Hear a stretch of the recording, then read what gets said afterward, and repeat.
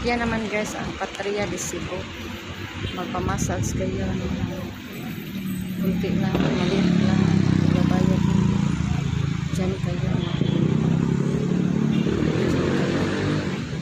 sa building na yan. May nakasulat na Patria de Cebu.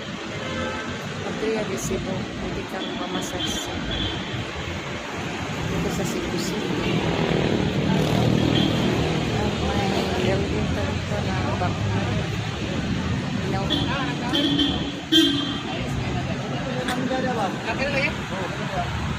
Ito mo dito magbuhat. Oo, siya. Cebu City. Cebu City.